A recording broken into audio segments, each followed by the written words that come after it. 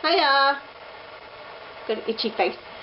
Doing another Renee Regards video on some classics, and today I'm going to talk about the March Sisters, aka Little Women, also including Good Wives, because this is the second book, and if you're familiar with any of the Little Women films, you'll be familiar with these two stories, because this is essentially the first half of any Little Women film, and the second half is this here book, Good Wives. And often they'll amalgamate the two in like most collections of the stories. So yeah, Little Women, the Little Women that most everybody knows, is in fact these two books. So yeah. And these are of course written by Louisa May Alcott, and the first two books in the kind of series of March Sister novels. The second one's being Jo's Boys and Little Men. But these are the most known and most loved. And they've had many adaptations onto film, and indeed there are, I think, a few stage musicals, but there's one very notable Broadway one, and there's two operas? I know of one, but I think there's at least two operas as well. And straight stage plays and all such things, because they're very loved. And yes, I'm a huge fan, and have been since I was 11. And admittedly, no, I didn't. That's a total... No, it is, sadly. I got into them via the I'm going to say 49 film, but it could have been 1939, but I actually think it was 49. 1949 MGM film with Elizabeth Taylor and I'm forgetting everybody's names. Margaret O'Brien and was Vivian Leigh? Someone was. Maybe not Vivian Leigh. Janet Leigh. Sorry, Janet Leigh was in it. And I always forget the name of the actress who played Jo. But anyway, her. And yeah, I watched that when I was a little kid. And I really enjoyed it. I mean, it's incredibly melodramatic and sentimental, and they kind of really over-romanticize the whole thing. But still enjoyed it a lot. And there's still plenty of like the original dialogues in there and everything. My cat is about to annoy me. Hold on a minute. Okay, I'm back. Alright, what was I saying? Yes, the movie, the 1940 whatever movie. I watched that when I was little, and then when I was 11 I saw the 1994 film with, forgetting everybody's names, Winona Ryder and Claire Danes and Trinity Arvado and Kirsten Dunst and Christian Bale. I saw that one on the telly and loved it, and became obsessed with that movie, and then decided, well, I should probably read the book, so I picked them up. And I loved them too. And in some ways, I think, honestly, the 1994 film is one of my favoritist film adaptations of a book ever. I do think, however, that well, especially the first two books, would really do well if there existed a really decent TV mini-series of it or something, just so you could get even more stuff in there, because we've seen the really major plot points put in and adapted into all the films, but I think that some of the really juicy, tiny little things that are really seemingly quite inconsequential to the overall dramatic arc of the story, but that I just love, I would love to just see them if we had a bit more time with like a TV series or something. But probably it's not really necessary and not needed, but I would just love it because I enjoy the tiny little moments so much. Especially I think Good Wives gets a hard hit with that, because it's like the end of the story really, for the films, they tend to skip over an awful lot. So anyway, yes, so if you don't know what it's about the March Sisters. So there's Jo, hold on, I'm getting it right, Jo, Beth, Meg and Amy, and they're all quite, in a way, I guess, their personalities are sort of stereotypes, but what I like is that you do get to see them really develop. I mean, you have Jo, who's the outspoken, bookish, really active, tomboy girl. You've got Meg, who's the eldest sister, and she's quite mature, and she's very romantic and, I guess, girly, and she likes, you know, she dreams of having really nice clothes and getting to go out into social functions, and she likes to have friends, and she dreams of marrying somebody and that sort of stuff. You've got Beth, who is the middle sister, who's very quiet and likes to stay at home. She's much more comfortable with her family. She's very socially awkward, doesn't have friends, doesn't make friends. She's musically minded, so she plays the piano, and she's often very unwell.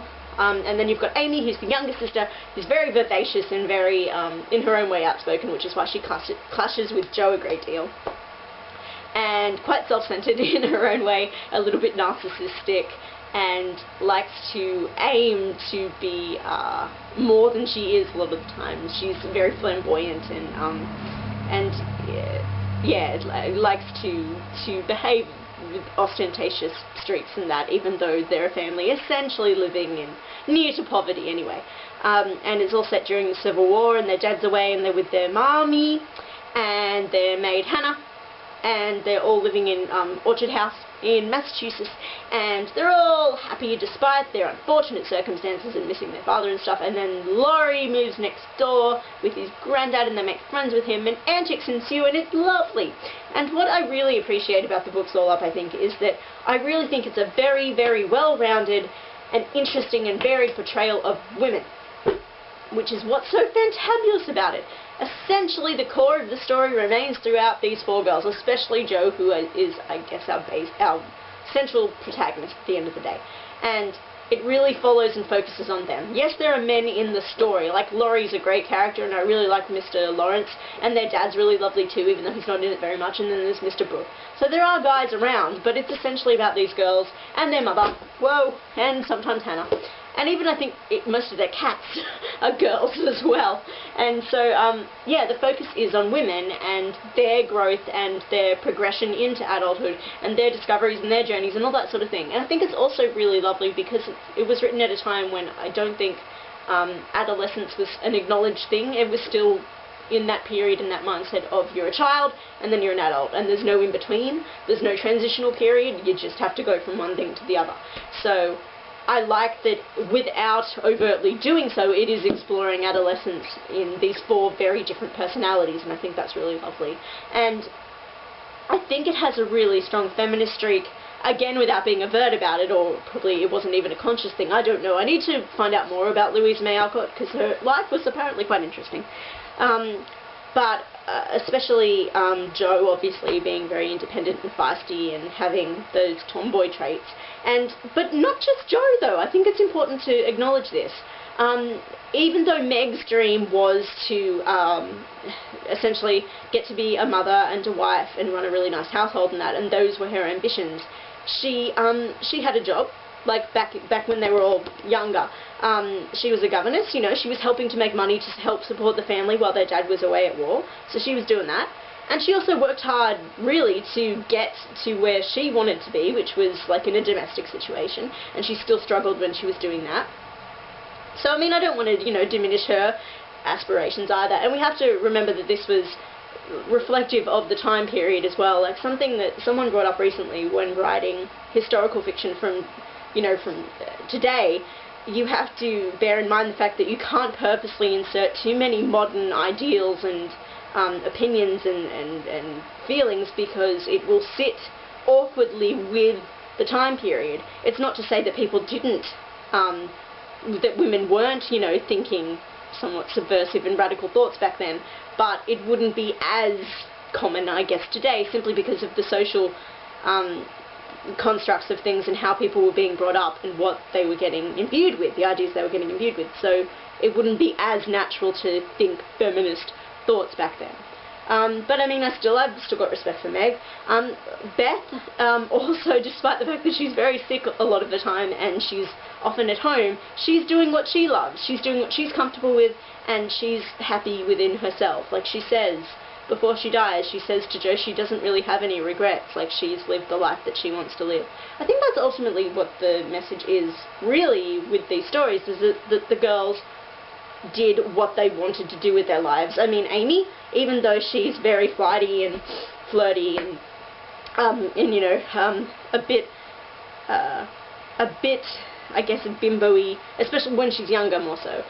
She still has, like, aspirations of, like, she wants to do art, she wants to study art, so she goes off with Aunt March overseas to Europe, and she does that. Yes, part of the reason for that is that she was, well, at least according to Aunt March, she was seeking out a prospective husband, but she was still learning, and there's, like, a whole chapter in Good Wives called Artistic aspirations, or whatever it's called, artistic attempts, and it's all about Amy trying to, you know, go around in Europe and paint and, you know, get better at it. So she's doing that, and of course Jo gets where she wants to be by going to New York and trying her hand at writing and also teaching while she's there.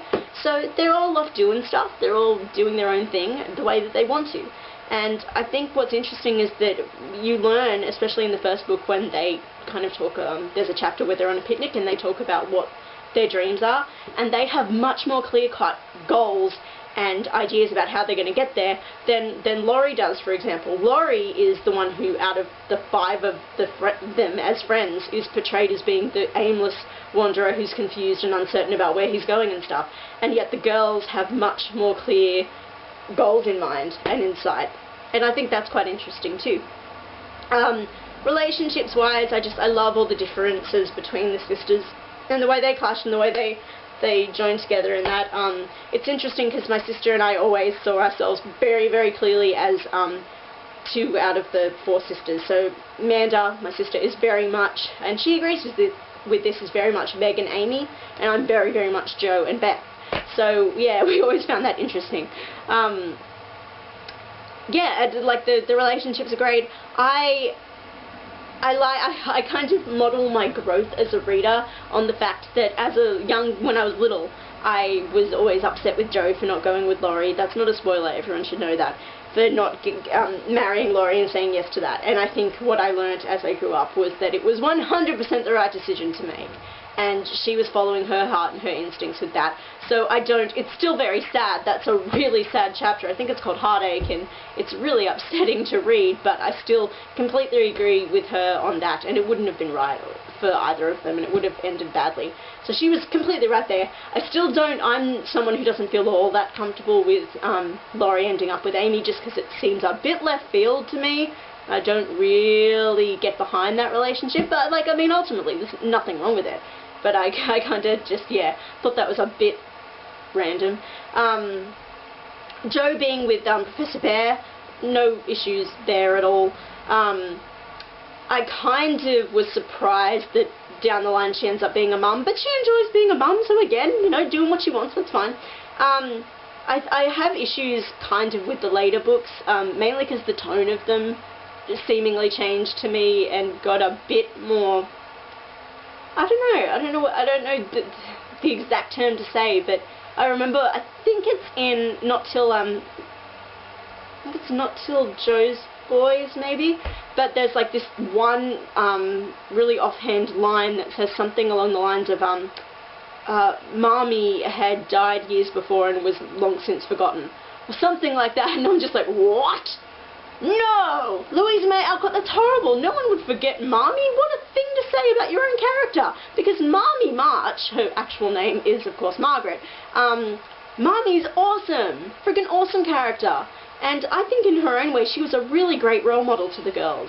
Especially what she was off doing while her husband was away. She was off doing charities and stuff. She was helping to run the household and raise things and still get money in, and she was doing great shit, and she was a really good, like, medicine lady.